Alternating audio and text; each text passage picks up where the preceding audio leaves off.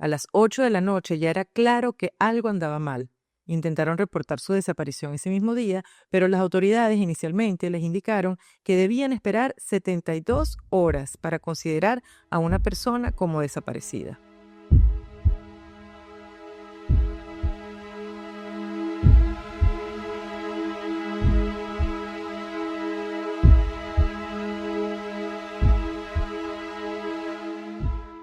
Bienvenidos a un nuevo episodio de Ni tan Inocentes, tu podcast de crímenes reales en español. En este episodio les traemos un caso emblemático de Venezuela en 1993, el asesinato de la joven modelo Marisol da Silva Vieira, un crimen que estremeció al país y reveló fallas profundas en el sistema. Comencemos. 1993 fue un año convulso para Venezuela, tanto política como socialmente. En mayo de ese año, el presidente Carlos Andrés Pérez fue destituido por el Congreso bajo cargos de corrupción, convirtiéndose en el primer mandatario democrático venezolano removido de su cargo. Veníamos de los intentos de golpe militar de 1992 y de la resaca del Caracazo de 1989. La confianza en las instituciones estaba por el piso. En las calles, la violencia urbana iba en aumento. Caracas, la capital, figuraba entre las ciudades más peligrosas. Se registraban hasta 35 homicidios cada fin de semana de ese año. Era un tiempo de incertidumbre, con una economía en crisis, inestabilidad política y una criminalidad desbordada.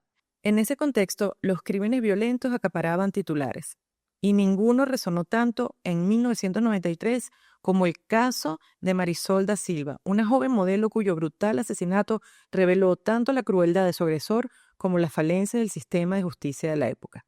Este caso ocurrió en febrero de 1993, cuando Venezuela vivía los últimos años de la llamada Cuarta República, previo al ascenso de un nuevo orden político.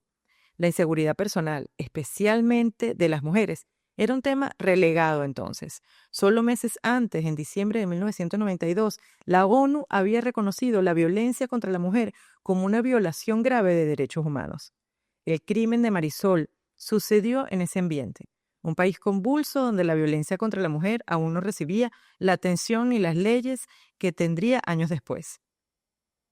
Veamos la cronología de los hechos en este caso. Marisol da Silva Vieira, de 22 años, desapareció el 9 de febrero de 1993. Aquella mañana de martes, Marisol salió de su residencia en la urbanización La Florida en Caracas con su atuendo deportivo para hacer ejercicios en el Cerro Ávila.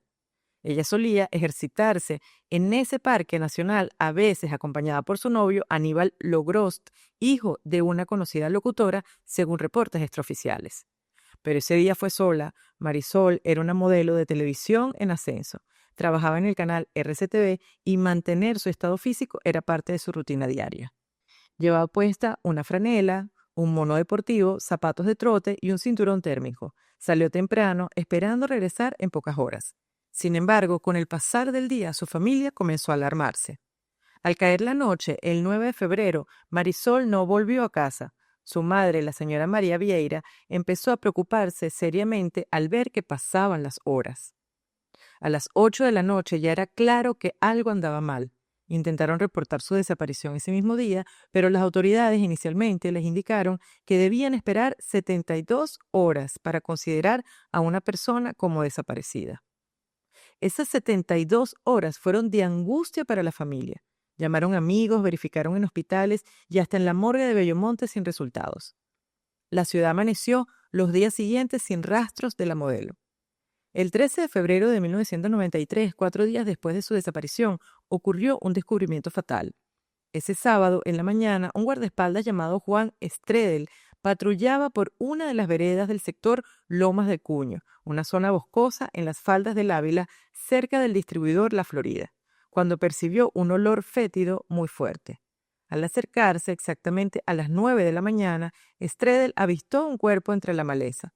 De inmediato dio aviso por radio con la infausta noticia. Había encontrado un cadáver en el monte. Horas más tarde, los familiares de Marisol confirmaron lo peor. El cuerpo hallado era de Marisol da Silva Vieira. El cadáver se encontraba en estado de descomposición avanzado, evidenciando que la muerte había ocurrido días atrás. Estaba boca arriba, sin zapatos, con la ropa deportiva desgarrada. El lugar del hallazgo, Lomas del Cuño, es una zona del bosque a cierta altura del parque. Marisol posiblemente fue atacada durante su recorrido de subida o bajada por el cerro. La noticia conmocionó al país cuando se divulgó ese mismo 13 de febrero. La imagen no podía ser más trágica: una joven hermosa, promesa del mundo del espectáculo, arrebatada brutalmente y dejada a la intemperie en nuestro emblemático Cerro Ávila. Pero ¿quién era Marisol da Silva Vieira? Para entender la magnitud del caso debemos conocer a la víctima. Marisol había nacido el 18 de diciembre de 1970 en Caracas, de padres portugueses, de acuerdo con algunas reseñas, y tenía 22 años al momento de su muerte. Era modelo, deportista y bailarina. Desde adolescente destacó por su belleza y carisma. En 1993 se le consideraba una de las modelos emergentes más cotizadas de la televisión venezolana. De hecho, trabajaba en comerciales y programas de Radio Caracas Televisión, una de las mayores cadenas de ese entonces. También era bailarina aficionada y estudiaba para crecer en el medio artístico. Algunas fuentes señalan que practicaba flamenco y danza. Su familia vivía en una zona de clase media caraqueña. Los padres de Marisol eran inmigrantes portugueses de quienes heredó una ética de trabajo fuerte y cierta disciplina, un dato común entre la comunidad luso-venezolana. Tenía un círculo cercano de amistades y un novio, Aníbal, con quien salía a ejercitarse regularmente. Marisol era descrita por quienes la conocieron como responsable, saludable y llena de energía. Le gustaba trotar en el Ávila, una actividad popular entre los caraqueños para mantenerse en forma y disfrutar de la naturaleza. Cabe destacar que a inicios de los 90 subir el Ávila no se consideraba excesivamente peligroso. Había bastante afluencia de deportistas en las mañanas. Marisol tomaba precauciones básicas. Por ejemplo, no llevaba documentos personales cuando iba a ejercitarse cerca de casa para no cargarlos innecesariamente. Pero quizás subestimó los riesgos. El entorno de Marisol era relativamente estable y feliz hasta aquella semana fatídica. La joven partió a hacer ejercicio confiada en regresar pronto para continuar con sus actividades cotidianas. Pero el destino le tenía preparada una trágica emboscada. Su caso personifica la vulnerabilidad que enfrentan muchas mujeres. Aun siendo precavidas, pueden ser blanco de la violencia por el simple hecho de estar solas, en el lugar equivocado. Marisol no tenía enemigos conocidos, no estaba involucrada en nada turbio. Era, en apariencia, una víctima al azar de un depredador. Y la brutalidad con la que fue atacada sugería desde el inicio un componente de odio o ensañamiento particular contra ella como mujer, algo que vamos a analizar. Pasemos al perfil del victimario y la dinámica de este crimen. El sospechoso, luego confirmado asesino, es Víctor Colmenares Lupión, quien tenía 33 años al momento de los hechos. ¿Quién era Colmenares? Se trataba de un hombre venezolano, vecino de Terrazas del Club Hípico, en Caracas, con fama de persona problemática. Según reconstrucciones posteriores, Víctor era un tipo solitario, con historial de comportamientos extraños. Sus vecinos lo veían pedir aventones o colas cada mañana disfrazado a veces de médico o de piloto, fingiendo tener trabajos que no tenía. Era, en esencia, un fantasioso. Aunque inteligente, políglota e incluso conocedor informal de las leyes, no mantenía empleos estables y vivía con su padre y hermanas tras ser abandonado por la madre años atrás. En su comunidad tenía mala reputación por acoso, frecuentemente molestaba a mujeres y a niñas, al punto de que muchos le rehuían. Es importante destacar que Colmenares no tenía condenas previas, pero no porque fuera un ciudadano ejemplar, sino porque las víctimas de sus abusos nunca formalizaron denuncias. Algunas fuentes de prensa señalan que tenía un prontuario policial por delitos como hurto e incluso una supuesta violación anterior, pero esos casos no prosperaron en tribunales o no quedaron registrados oficialmente. En los hechos, era un depredador sexual en potencia al que el sistema no había detenido a tiempo. Personas que lo conocieron lo describieron como reservado, retraído, pero servicial en apariencia. Esos rasgos pueden sonar contradictorios, pero encajan con perfiles de agresores seriales que a veces pasan desapercibidos. Expertos luego lo catalogarían de psicópata por la frialdad y planificación demostrada en el crimen de Marisol. Veamos un poco más adentro sobre la victimología. Marisol era posiblemente un objetivo de oportunidad. Colmenares solía rondar el Ávila, se cree que buscaba mujeres que hicieran ejercicio solas para abordarlas. La mañana del 9 de febrero, Marisol subía por el sendero junto a otros corredores cuando Víctor se le acercó amablemente y se ofreció a acompañarla en la subida. Ella accedió sin sospechar sus intenciones, y ambos se apartaron un poco del resto del grupo conforme avanzaban cerro arriba. Esta táctica, ganarse la confianza y aislar a la víctima, muestra premeditación. Colmenares llevaba consigo una navaja o un cuchillo oculto. La elección de Marisol no parecía personal. No se conocían previamente, sino circunstancialmente. Colmenares estaba al acecho de cualquier víctima vulnerable. Y lamentablemente, Marisol reunía las condiciones que este agresor buscaba: mujer joven, sola, en un lugar relativamente aislado. Además, vale mencionar un posible factor de odio misógino. En 2011, al reincidir, Colmenares actuó de forma similar contra otra joven, lo que sugiere un patrón dirigido específicamente hacia mujeres jóvenes atractivas. En el crimen de Marisol hubo un claro ensañamiento. La forma brutal en la que la asesinó, apuñalándola repetidamente aún después de estrangularla, denota una crueldad extrema más allá de simplemente neutralizar a la víctima. Este exceso de violencia suele interpretarse como odio hacia la víctima o hacia lo que ella representa. En criminología se considera un indicador de crimen de odio o de satisfacción sádica del agresor. Durante la investigación surgió una teoría alternativa: que Colmenares no actuó solo, sino junto a otros dos hombres. Uno habría sido, según rumores, el hijo de un político influyente de la época, y otro un sujeto con bigote tipo candado que había huido del país. Esta teoría provenía de especulaciones, quizá por la incredulidad de que un solo hombre pudiera someter y matar así a Marisol sin ayuda. También hubo anónimos que vinculaban el caso con gente poderosa. No obstante, la hipótesis de varios agresores nunca pudo probarse. Colmenares fue el único detenido y procesado.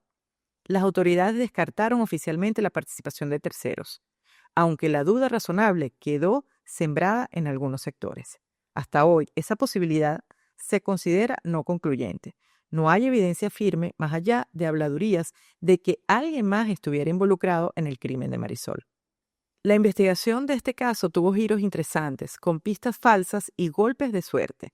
Tras el hallazgo del cuerpo, el 13 de febrero de 1993, se activó de inmediato el Cuerpo Técnico de Policía Judicial, hoy llamado 6CPC. Los peritos llegaron al sitio para fijar la escena y recolectar evidencias. ¿Qué encontraron en Lomas del Cuño? Primero, observaron la escena. Marisol estaba parcialmente desnuda, sin su franela, que aparecía enrollada en su cuello, y con el mono deportivo rasgado y fuera del lugar, lo que ya sugería una agresión sexual. El cadáver presentaba hematomas generalizados y múltiples lesiones punzantes. Más tarde, ese mismo día, se realizó la autopsia en la medicatura forense, la cual confirmó la causa de muerte: asfixia por estrangulamiento, con su propia camisa, combinada con shock hemorrágico por las 5 puñaladas que recibió. 3 de esas heridas estaban en el pecho. Una alcanzó 3 centímetros de profundidad y 2 en la espalda, indicadores de un ataque salvaje. Además, se detectaron desgarros y signos de violación, confirmando que fue violada antes o durante el homicidio. Este nivel de sadismo conmocionó incluso a investigadores curtidos. Hablaban de un acto de barbarie poco común, un ensañamiento claro. Entre los hallazgos forenses, destacó algo. Cerca del cadáver, tirados en la maleza, estaban unos documentos de identidad que no pertenecían a Marisol. Eran la cédula y pasaporte y tarjetas de crédito de un hombre llamado Larry Arévalo. Los detectives ubicaron a este individuo de inmediato. Arévalo resultó ser un directivo de un aeropuerto privado, quien explicó que le habían robado su billetera y documentos días antes, posiblemente en un asalto común. Esta revelación introdujo una línea investigativa. ¿Y si Marisol había caído víctima de unos atracadores que merodeaban el parque? Las pesquisas barajaron al principio la hipótesis de que delincuentes habituales la hubieran atacado para robarla, quizás los mismos que robaron a Arévalo, dejando por accidente sus documentos en la escena. Por ello, durante un par de días, la búsqueda se centró en bandas de asaltantes conocidas de la zona. Sin embargo, esa pista se enfrió pronto. No surgieron vínculos concretos entre el robo de Arévalo y el asesinato de Marisol. Más tarde se pensó que tal vez el propio Colmenares había robado esos documentos en otra ocasión y se le cayeron en el sitio, añadiendo confusión. Paralelamente, la policía entrevistó a decenas de personas que frecuentaban el Ávila. Entre el 13 y el 28 de febrero montaron operativos en el parque a primeras horas, de 5 de la mañana a 8 de la mañana, parando a trotadores y excursionistas habituales para preguntar si notaron algo raro el día del crimen. De esas entrevistas surgieron algunos datos. Por ejemplo, un testigo declaró que la mañana del 9 de febrero vio a un sujeto bajar apresuradamente por Loma del Cuño, llevando en las manos unos zapatos deportivos de mujer y otros objetos personales. Esto encendió alarmas. Parecía que alguien había tomado las pertenencias de Marisol. Se creyó que podría ser un indigente merodeador. Con base en descripciones de testigos, se elaboraron 15 retratos hablados de hombres vistos ese día en el Ávila, portando navajas o con actitud sospechosa. Era un trabajo de buscar una aguja en un pajar, pero al menos perfilaba al posible agresor, un hombre solo, armado con un cuchillo, presente en el cerro la mañana del crimen. A pesar de estos esfuerzos, la investigación avanzaba lentamente, hasta que ocurrió un quiebre inesperado. El 17 de febrero de 1993, aproximadamente una semana después del asesinato, una mujer joven se presentó muy nerviosa en una delegación policial.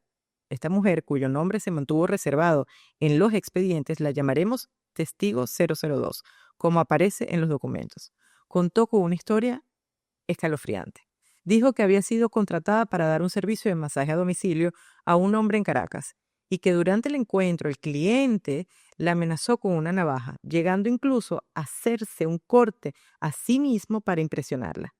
Bajo amenaza de muerte, él le confesó jactanciosamente que había cometido un crimen perfecto. Yo maté a la modelo Marisol da Silva en el Ávila, habría dicho, ufanándose, de que nunca lo atraparían. La testigo describió que el sujeto hablaba con frialdad sobre el asesinato, dando detalles que solo el criminal podía conocer. Muerta de miedo, ella fingió calma y colaboró con él hasta que logró salir de allí con vida. En cuanto pudo, acudió a la policía.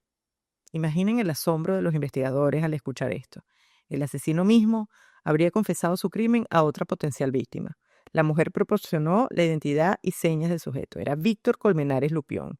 Al parecer, Colmenares, quizá envalentonado tras salirse con la suya, en el caso de Marisol, contrató a esta masajista para revivir su hazaña frente a alguien más. Quién sabe si planeando también hacérselo a ella. Afortunadamente, su arrogancia lo delató. Con esta denuncia, la pesquisa dio un giro de 180 grados, pasando de peinar sospechosos desconocidos a tener un nombre concreto. La policía actuó de inmediato. Con una orden en mano, el 3 de marzo de 1993, comisiones del Cuerpo Técnico de Policía Judicial allanaron la residencia de Víctor Colmenares Lupión en Terrazas del Club Hípico. Allí, además de detener al sospechoso, recolectaron evidencia crucial. Encontraron una colección de cuchillos y navajas.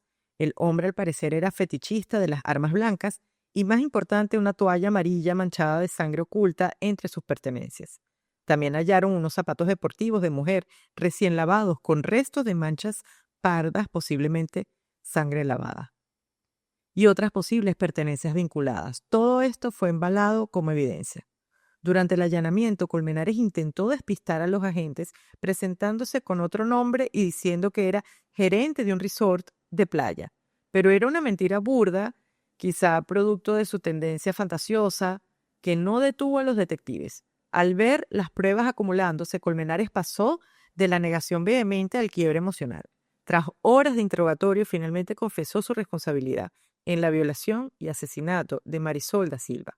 Según trascendidos, dio detalles fríos de cómo abordó a Marisol en el cerro, cómo la agredió sexualmente y la mató estrangulándola con su franela cuando ella intentó resistirse. Su confesión, junto con las pruebas forenses que seguramente incluirían la coincidencia del tipo de sangre o cabellos de la víctima en la toalla, selló el caso. Cabe señalar que tras su captura corrió mucha información extraoficial. Algunos intentaron atribuirle a Colmenares otros crímenes similares en Caracas, pero no se comprobaron casos adicionales. También se habló de esa supuesta participación de cómplices de alto perfil, como mencionamos, pero ninguna otra persona fue detenida. La investigación oficial concluyó que Víctor Colmenares Lupión actuó solo al violar y asesinar a Marisol da Silva. Con él preso y confeso, la etapa siguiente sería llevarlo a juicio. En este punto del episodio, aprovecho para hacerte una invitación especial. Si te está interesando este caso y quieres profundizar más, recuerda que tenemos un contenido exclusivo en Patreon. Los miembros de nuestra comunidad en Patreon pueden acceder a la versión completa de este episodio y a detalles adicionales, análisis a fondo y algunas sorpresas. También te invito a suscribirte a nuestro canal de YouTube, Ni tan Inocentes, donde subimos cada episodio y si le das a la campanita te va a avisar cada vez que tengamos un nuevo caso. Ahora sí, continuamos con la historia. El caso contra Colmenares se construyó con diversas pruebas contundentes. Revisemos las principales evidencias y su peso probatorio, así como los cabos sueltos que quedaron. La admisión de culpa de Víctor Colmenares fue sin duda la piedra angular. Según registros policiales, Colmenares confesó espontáneamente su crimen tras el allanamiento, dando detalles que solo el perpetrador conocería. Aunque en Venezuela una confesión debe ser corroborada, en este caso estuvo respaldada por elementos físicos que prueban la confesión, ubica a Colmenares en la escena y describe la mecánica del delito confirmando la intención y culpabilidad. Que no prueba por sí sola, la confesión no prueba la ausencia de cómplices. Un confeso podría minimizar la participación ajena. Tampoco suple los peritajes forenses necesarios para confirmar circunstancias de muerte. En casa de Colmenares se incautó una toalla con manchas de sangre. La prueba de laboratorio presumiblemente identificaron en esa toalla la sangre como perteneciente a Marisol. Aunque no teníamos ADN en 1993, al menos tipo de sangre y otros marcadores pudieron coincidir. También se hallaron zapatos de trote limpiados apresuradamente con residuos hemáticos, que podrían ser los de la víctima o del propio Colmenares con sangre de ella. Adicionalmente, la colección de cuchillos, navajas, sugiere que poseía armas blancas compatibles con el arma homicida. No se aclaró si se identificó exactamente cuál cuchillo produjo las heridas, pero tener muchas navajas en casa ciertamente lo incriminaba. ¿Qué prueba esto? Estas evidencias conectan físicamente a Colmenares con el crimen. La sangre de la víctima en sus pertenencias es virtualmente irrefutable. ¿Qué no prueba? No prueba premeditación por sí sola, aunque la colección de armas sugiere que cargaba con cuchillos habitualmente. Tampoco prueba la participación de terceras personas. Toda la evidencia hallada apunta solo a Colmenares. El examen forense del cuerpo de Marisol aportó datos clave. Se identificaron lesiones de defensa, moretones, rasguños, que indican que ella luchó contra su agresor. Además, posiblemente, se hallaron rastros biológicos del atacante en el cuerpo de Marisol, como saliva, fibras o cabellos. Dado que hubo violación, es probable que se recogieran muestras también de semen o de fluidos, pero en 1993 no había perfiles de ADN fácilmente disponibles en Venezuela. No obstante, la coincidencia del grupo sanguíneo u otras técnicas pudieron vincular fluidos del agresor con Colmenares. ¿Qué prueba esto? Confirma la agresión sexual violenta y la causa de muerte, coherente con la confesión, que no prueba, nuevamente, no puede probar la identidad del culpable de forma autónoma, pero sí refuerza la confesión al ser consistente con ella. Si bien ningún testigo presenció el asesinato directamente, hubo testimonios que se usaron en el juicio. El guardabosques que encontró el cuerpo para fijar hora y condiciones, los deportistas que vieron a Marisol con un hombre aquella mañana, identificaciones que podrían haber señalado a Colmenares, no sabemos si alguien lo recordó con claridad, pero se hicieron retratos hablados. Y sobre todo, la testigo 002, la masajista cuya valentía al denunciar brindó el nexo hacia el sospechoso.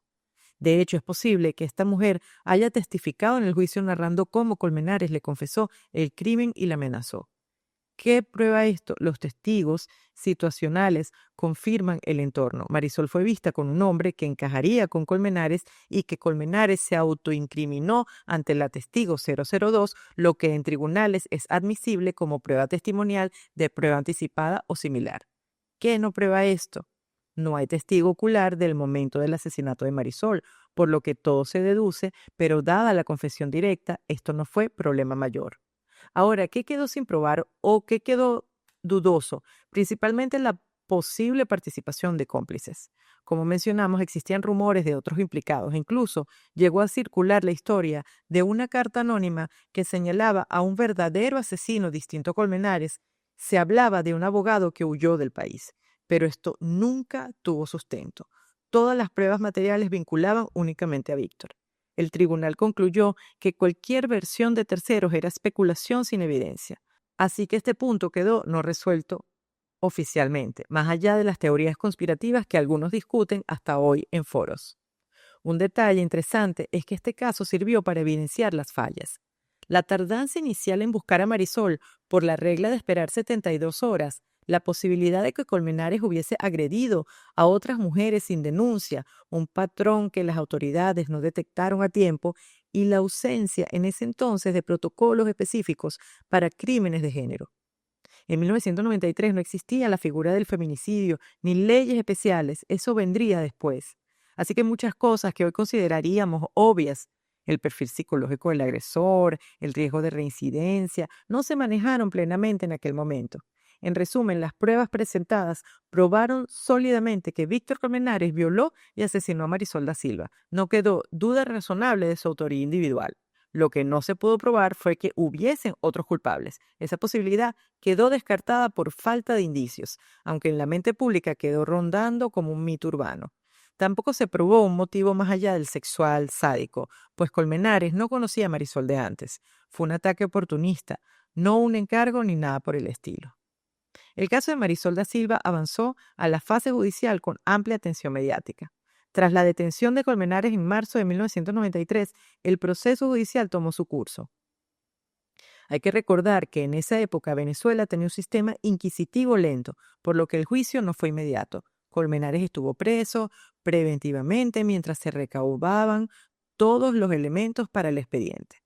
Finalmente, el juicio oral y público se llevó a cabo en 1995 en un tribunal penal de Caracas. Los cargos formales fueron homicidio intencional calificado por la alevosía y posiblemente por motivos fútiles y violación. Básicamente lo acusaron de violación seguida de homicidio. El juicio reveló detalles crudos de lo ocurrido, con testimonios forenses, la madre de Marisol presentando el dolor sufrido, y así se llevó a cabo este juicio. Colmenares, por su parte, se declaró inocente ante el tribunal a pesar de haber confesado antes. Sus abogados intentaron retractar la confesión, alegando que había sido obtenida bajo coacción, una estrategia común de las defensas.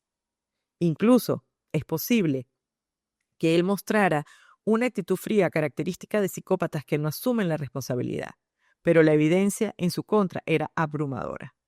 El veredicto llegó en la primera mitad de 1995. Aunque no tenemos la fecha exacta en documentos públicos, sabemos que Colmenares fue condenado a 30 años de prisión. Fuentes hemerográficas señalan el 12 de mayo de 1995 como la fecha en la que se dictó sentencia condenatoria a la pena máxima vigente en Venezuela. 30 años era y sigue siendo la pena máxima permitida en el país, ya que no existe cadena perpetua ni pena de muerte. El juez se menciona que fue José Figuera Medina, juez 51 de primera instancia, impuso la pena máxima dada la gravedad. Se acreditó el delito de violación y el homicidio calificado por motivos fútiles y ensañamiento. Así, en 1995, Víctor Colmenares Lupión ingresó formalmente al sistema penitenciario para cumplir 30 años tras las rejas. El caso de Marisol da Silva se cerraba aparentemente con justicia. El culpable confeso fue sentenciado y la sociedad obtenía una sensación de alivio parcial. Decimos parcial porque, aunque se hizo justicia legal, nada devolvía la vida a Marisol ni calmaba el dolor de la familia. Cabe destacar que en aquel momento no existía tanta conciencia sobre violencia de género. Sin embargo, este caso sí generó debates sobre la seguridad de las mujeres. Muchas empezaron a tomar más precauciones al salir solas, a hacer deporte. También se habló de la crueldad del asesino, llamándolo la prensa sensacionalista en ese entonces como el monstruo del Ávila. La sentencia de Colmenares no fue apelada en ese momento en mayor medida. Él estaba claro que con la evidencia en contra, difícilmente un tribunal superior le reduciría la pena. Así pues, fue enviado a cumplir su condena en la Penitenciaría General de Venezuela, un penal de máxima seguridad ubicado en San Juan de los Morros, estado Guárico.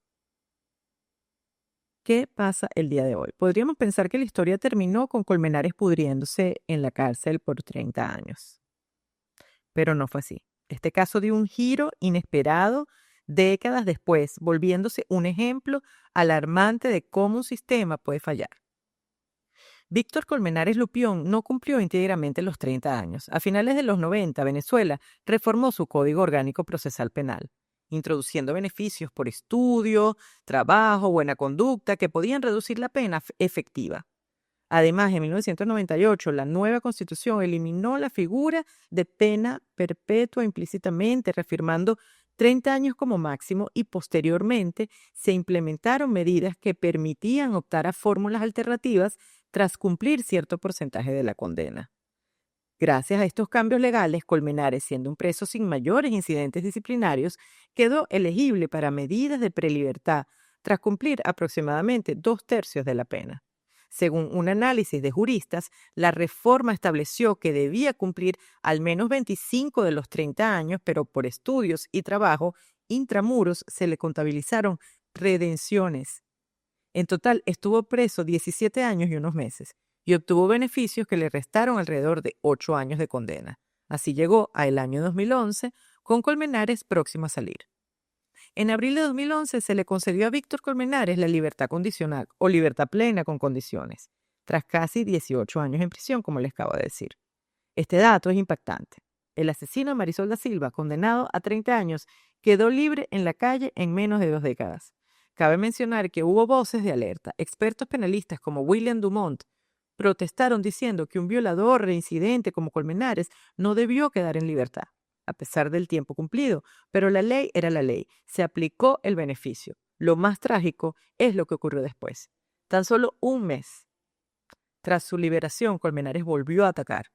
El 23 de mayo de 2011, Víctor, ya de 51 años, se hospedó en el Hotel Gilmar, en la urbanización El Rosal de Caracas. Allí citó a una joven de 21 años, trabajadora sexual, con aparentes intenciones de un encuentro consensuado.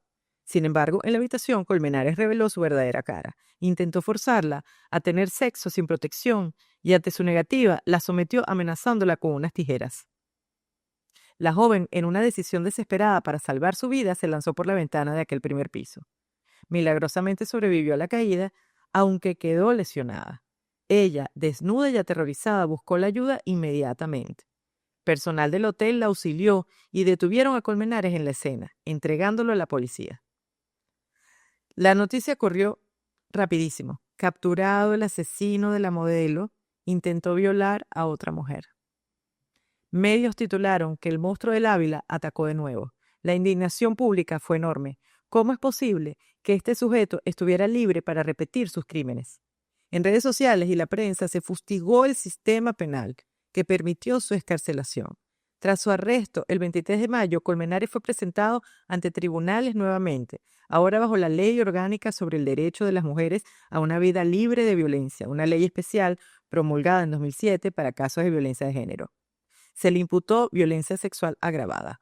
Un tribunal de control ordenó su reclusión en el internado judicial de Los Teques, Estado Miranda, mientras seguía el proceso. Pero este hombre parecía sacado de una novela criminal. Protagonizó aún otro episodio. El 25 de mayo de 2011, 2 días después de su captura, Colmenares fue llevado al Palacio de Justicia de Caracas para la audiencia de presentación. Increíblemente, allí logró fugarse. Aprovechando un descuido, se dice que con ayuda de un defensor público que conspiró o al menos facilitó la evasión. Colmenares escapó de la custodia en la sede judicial. Esta fuga provocó un escándalo. Un peligroso violador y homicida estaba prófugo en la ciudad. Afortunadamente, la libertad de Colmenares duró pocos días.